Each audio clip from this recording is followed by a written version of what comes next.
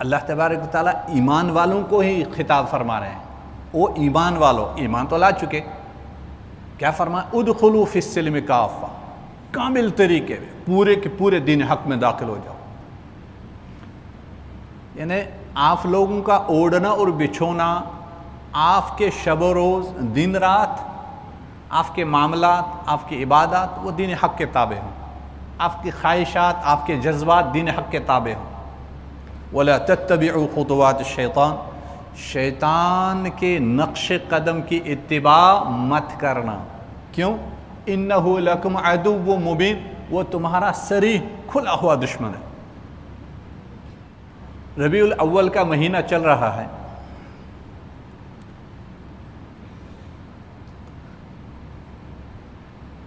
अल्लाह तबारक व तआला ने बात जहन में डाल दी, हमारे इल्म में इजाफ़ा हो जाए, इस सिलसिले में कुछ गुफ्तगू करना चाह रहा हूँ।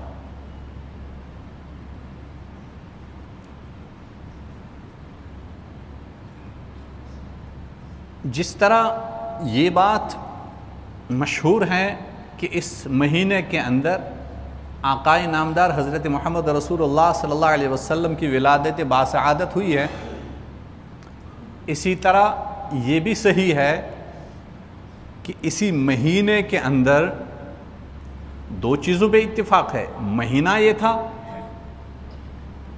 और दिन सोमवार, इस पे इत्तिफाक है। तारीख कौन सी थी, वक्त कौन सा था, इसमें इख्तिलाफ है। बात को समझे। दिन सोमवार, महीना रबीउल अव्वल, इस पे इत्तिफाक है कि सोमवार के दिन और रबीउल अव्वल के महीने में नबी करीम सल्लल्लाहु अलैहि वसल्लम की इस दुनिया से रिहलत हो गई। बात समझ गए? अब तारीख कौन सी थी, इसमें भी इख्तिलाफ है। वक्त कौन सा है, इसमें भी इख्तिलाफ है। आम तौर पर मुअर्रिखीन इस तरफ गए हैं कि सोमवार के दिन सुबह के वक्त यानी चाश्त के आसपास नबी करीम सल्लल्लाहु अलैहि वसल्लम इस दार फ़ानी से रिहलत फरमा गए। हमारे इल्म में इजाफ़ा हो, ये मिंबर मसाजिद के ये इसीलिए हैं लोगों तक हक बात पहुँचे, उसको समझें, अपने अकायद में, अपने अफकार में, अपने आमाल में कुछ तब्दीलियाँ लाएं। कुरान ने जो बार बार गैरों के बारे में फरमाया कि वो ऐसे हैं बहरे होकर, अंधे होकर किसी बात को भी फॉलो कर लेते हैं, हमें ऐसा नहीं बनना। जब नबी करीम सल्लल्लाहु अलैहि वसल्लम इस दुनिया से पर्दा फरमा गए, उस वक़्त मोमिनीन के दरमियान, सहाबा के दरमियान, मुसलमानों के दरमियान कुछ इख्तिलाफात शुरू हो गए। अब मैं उनको बड़े मुख्तसर अंदाज में बयान करूँगा, आप उसको समझ जाएंगे इंशाअल्लाह। सबसे पहला मसला ये हुआ कि नबी करीम सल्लल्लाहु अलैहि वसल्लम के बाद अमीरुल मोमिनीन कौन रहेगा। क्योंकि आज भी दुनिया में अगर किसी मुल्क का प्राइम मिनिस्टर इंतकाल कर जाए, मर जाए, इस दुनिया से चला जाए, तो तब तक उसका ऐलान लोगों में नहीं करते जब तक कि किसी नाइब को वो मुंतखब नहीं करते कि इनकी जगह कौन लेगा। अल्लाह के नबी सल्लल्लाहु अलैहि वसल्लम रिहलत फरमा गए तो ये बात उठी। फिर इत्तिफाक हुआ कि सैयदना हज़रत अबू बकर सिद्दीक रज़ी अल्लाह ताला। उसके बाद अब बात आई नबी करीम सल्लल्लाहु अलैहि वसल्लम को कहाँ दफन किया जाए। उनका रोज़ा कहाँ बनाएं, उसमें इख्तिलाफ हुआ। कुछ लोगों ने राय दी मक्का में, कुछ लोगों ने ये राय दी मदीना में, कुछ लोगों ने ये राय दी मुल्क शाम क्योंकि अंबिया की सरजमीन है। इतने में हज़रत अबू बकर सिद्दीक रज़ी अल्लाह ताला अन्हु ने बयान किया कि मैंने सुना है हज़रत मोहम्मद रसूलुल्लाह सल्लल्लाहु अलैहि वसल्लम से ऐसे जैसे कि वो अभी मुझसे बयान फरमा रहे हैं। क्या कि अंबिया किराम अलैहिमुस्सलाम जहाँ उनकी रूह परवाज़ करती है तो जिस जगह वो होते हैं वही वहाँ उनकी कब्र मुबारक बनाई जाती है। तो ठीक उसी जगह सैयदा आयशा सिद्दीक़ा रज़ी अल्लाह ताला अन्हा के हुजरे मुबारक में जहाँ चारपाई पे तशरीफ़ फरमा थे हमारे आका हज़रत मोहम्मद रसूलुल्लाह सल्लल्लाहु अलैहि वसल्लम, चारपाई को हटाया गया, ठीक उसी जगह कब्र मुबारक बनाई गई। ठीक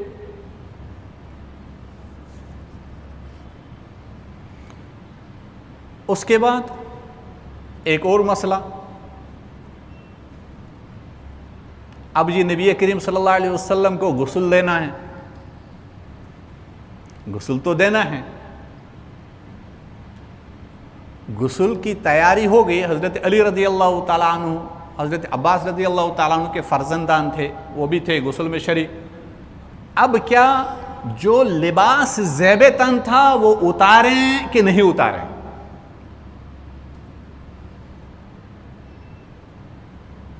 तो उस वक्त इसमें भी बातें हो गई।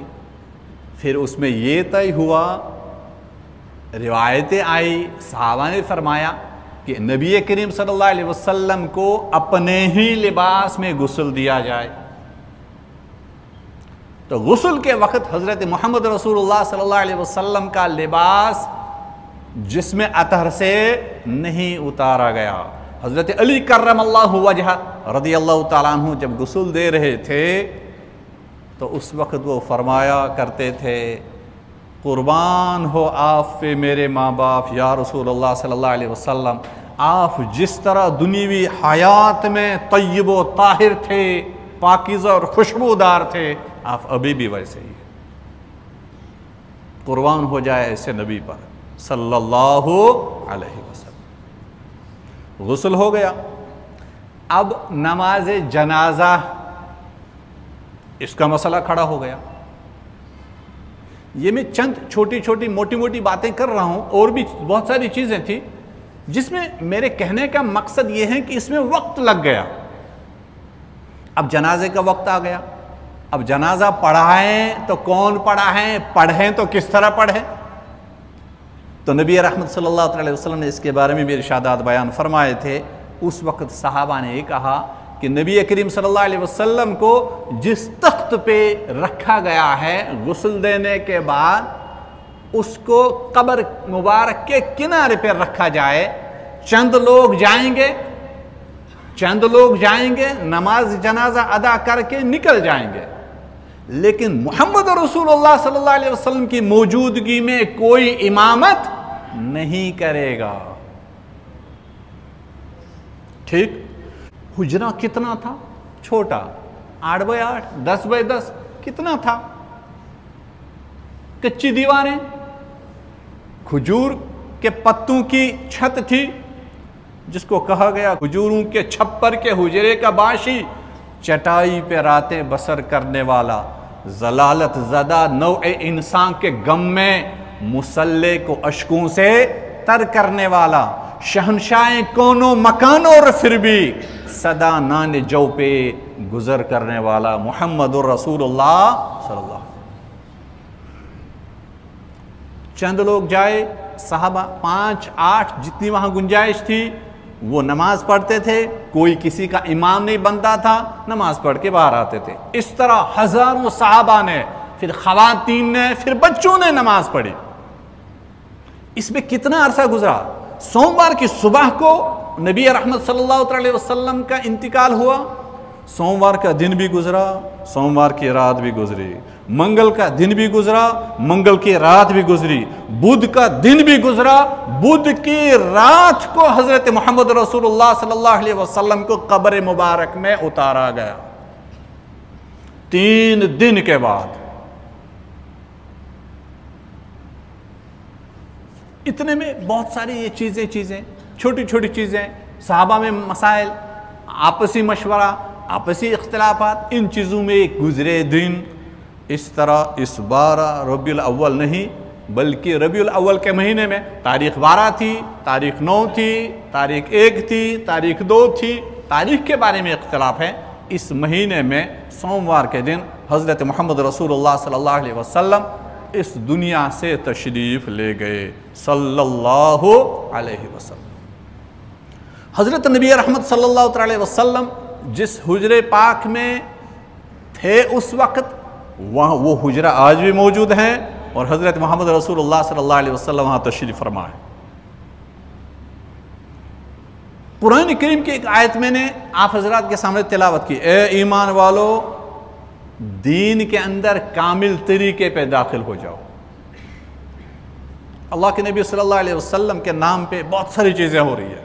कभी मुसलमान दुरूदों पे आपस में लड़ते हैं, और दुरूद पढ़ने से कौन इनकार कर सकता है, कोई फासिक होगा। कभी मुसलमान जोर जोर से और आहिस्ता जिक्र अज़कार करने पे लड़ते हैं। अगर मुसलमानों के अंदर, अगर इस्लाम के अंदर इन चीज़ों यानी अल्लाह के नबी सल्लल्लाहु अलैहि वसल्लम की यौम मिलादत उसमें ज़ोर शोर से मनाना, या यौम वफ़ात पे मुसीबतों का इजहार करना, गमों का इजहार करना, अगर ये चीज़ें इस्लाम में अल्लाह के नबी सल्लल्लाहु अलैहि वसल्लम ने हमें दी होती तो आज उनकी तारीख़ वफ़ात और तारीख़ विलादत में इख्तिलाफ नहीं होता। क्या सहाबा इसको भूल जाते? जो सहाबा अल्लाह के नबी सल्लल्लाहु अलैहि वसल्लम के लुआब दहन को देखते थे, कहाँ डाला है उसको उठा के चेहरों पे मलने वाले सहाबा, वो भूल जाते? हम असल बुनियाद को छोड़ गए, फुरुआत में पड़ गए। नतीजा आज दुनिया में मुसलमानों का हमारे सामने है। जब एक इंसान मग़ज़ को छोड़ देता है और फुरूई चीज को पकड़ लेता है तो नताज वैसे ही है।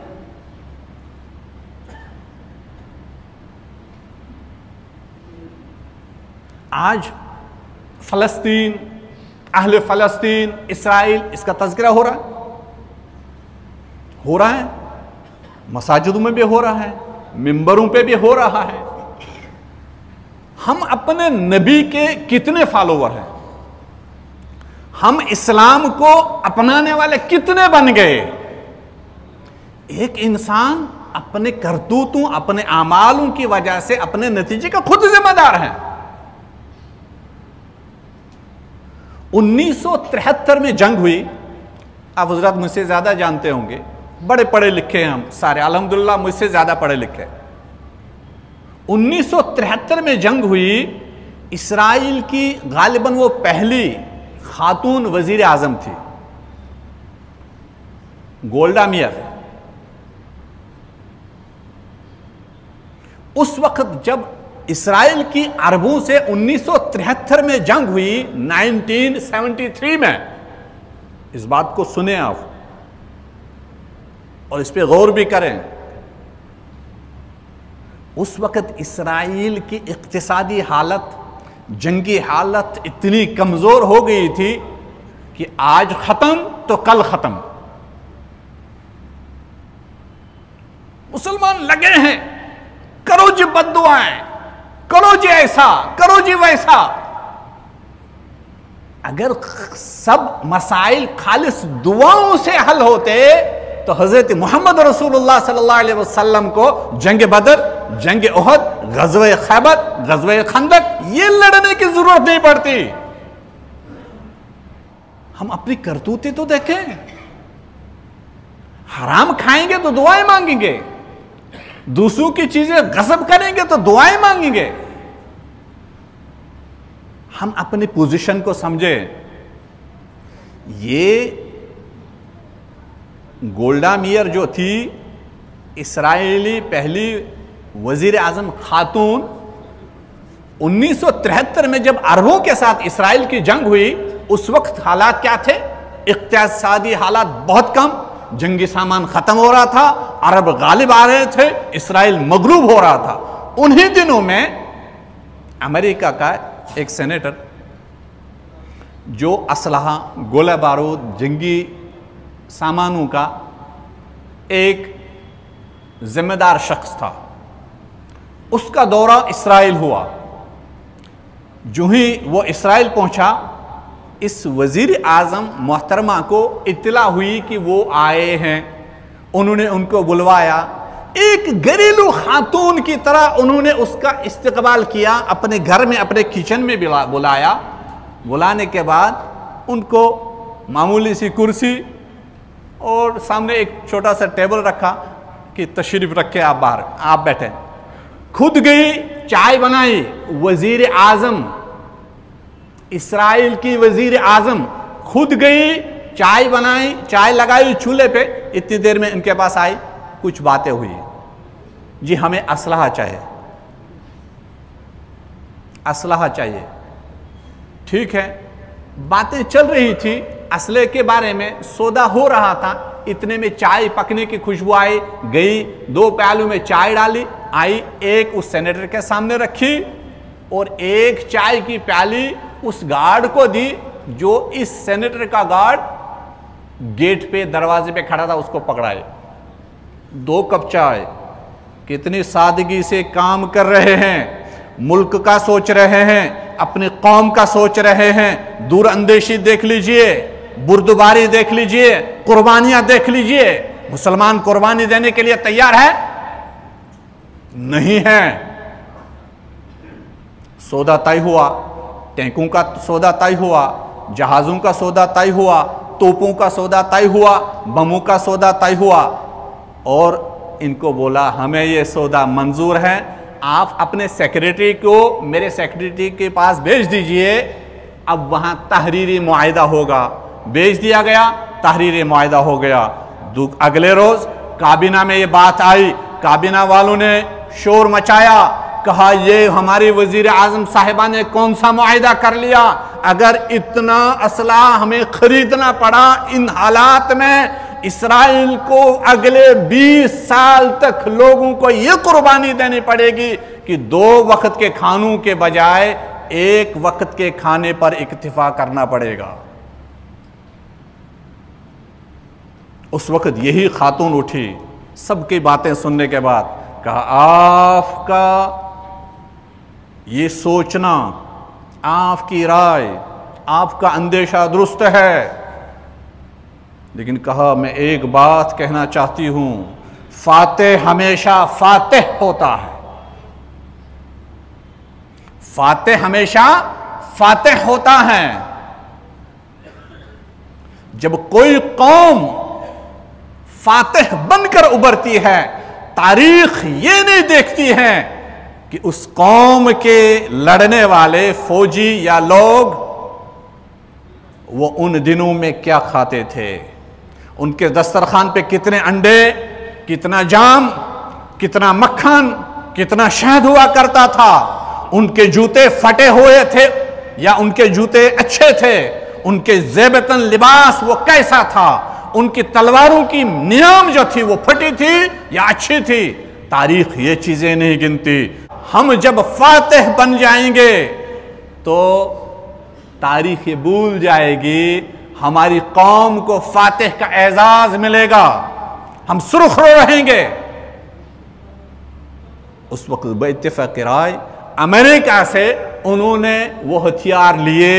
हथियार लेने के बाद अरबों के ऊपर चढ़ाई की, इस तरह चढ़ाई की, उनके दरवाजों पे दस्तक दे रहे थे, फौज आगे बढ़ रही थी, बहुत सारे इलाके कब्जे में ले लिए और अरब की पसपाई हुई। आज भी वो अरब के इलाके इस्राइल के कब्जे में हैं। बाद में जब ये जंग खत्म हो गई, उसके बाद एक सहाफी इंटरव्यू ले रहा था उससे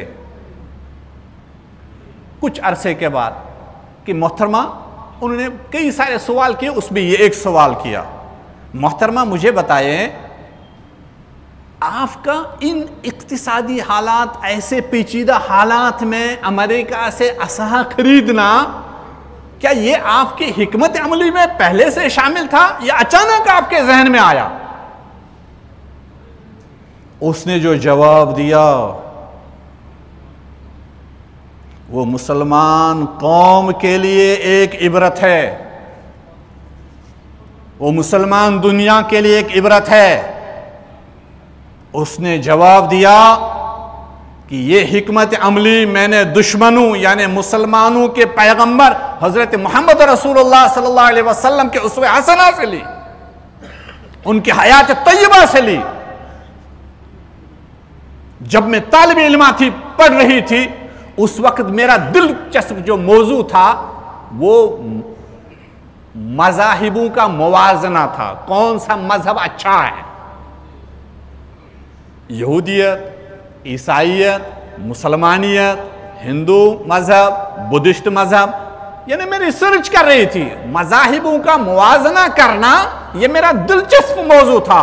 मैंने हजरत मोहम्मद रसूलुल्लाह सल्लल्लाहु अलैहि वसल्लम की हयात तय्यबा पढ़ी।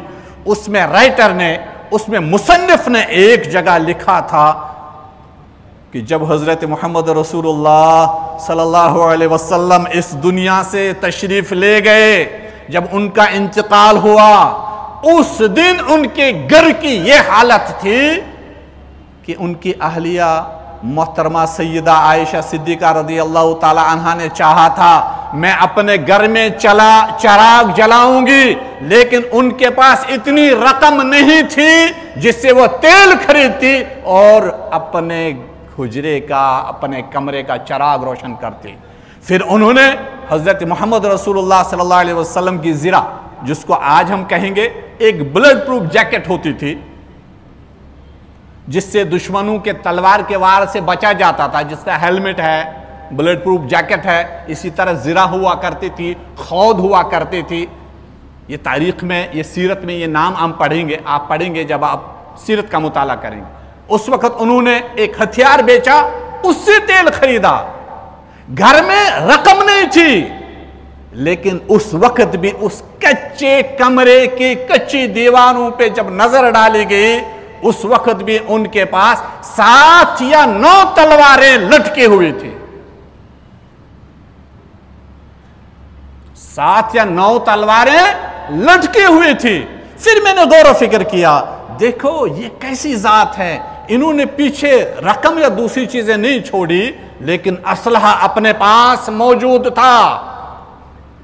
फिर मैंने गौर किया कि आज इस दौर में, इस वक्त मुसलमानों की सबसे पहली रियासत मदीनतुल मुनव्वरा दारुल इस्लाम कि उस वक्त इक्तिसादी कमजोरी, खस्ता हाली, भूख, पसपाई के बारे में कितने लोग जानते हैं या कितने लोग जानते थे?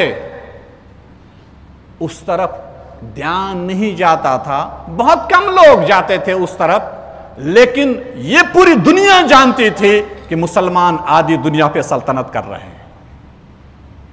फातेह फातेह होता है।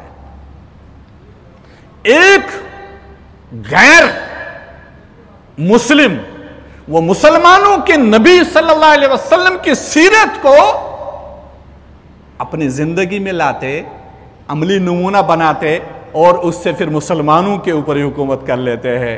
आज हम मुसलमानों की क्या हालत है? हमने अपने इस दुनियावी जिंदगी के अंदर, जिसको हम कहते हैं हम तो मोहम्मद मकबूल है, अब्दुल रहमान है, अब्दुल्ला है, मोहम्मद फलानी है, अपने नाम को तो अच्छे नबी सल्लल्लाहु अलैहि वसल्लम की तरफ मंसूब कर रहे हैं, लेकिन अपने आका सल्लल्लाहु अलैहि वसल्लम की सीरत का ना मुताला के लिए हम तैयार हैं और ना उनकी इताअत कामिल तरीके पे करने के लिए तैयार है। नतीजा यही है, जिन खुराफातों में हमें नहीं पढ़ना चाहिए था उन खुराफातों में पढ़ रहे हैं, और जिनसे हमें बचना चाहिए था उनसे नहीं बच रहे हैं, और जिस चीज को हमें अपनाना चाहिए था उसको नहीं अपना रहे। इसी को तो कुरान ने आज से 1400 साल पहले हमें बयान किया, या अय्युहल्लज़ीना आमनु दुखुलू फिस्सिल्मि काफ़ा, ओ ईमान वालो दीन के अंदर पूरे दाखिल हो जाओ। दाखिल हो जाओगे, दुनिया भी तुम्हारी कदम चूमेगी और दुनिया की हर शय कदम चूमेगी। दुनिया में भी कामयाब रहोगे, आखिरत में भी कामयाब रहोगे। वला तत्तबिउ खुतवात शैतान, शैतान के नक्श कदम की इत्तिबा मत करो। क्यों? इन्नहु लकुम अदुव्वुम मुबीन, वो तुम्हारा खुला हुआ दुश्मन है। अल्लाह तबारक व तआला हम तमाम को सुनने और समझने और बोलने से अमल की तौफीक अता फरमाए और अपने नबी सल्लल्लाहु अलैहि वसल्लम की कामिल इताअत और इत्तिबा की तौफीक अता फरमाए। वमा अलैना इल्लल बलाग व आखिरु दावाना अनिल हम्दुलिल्लाह।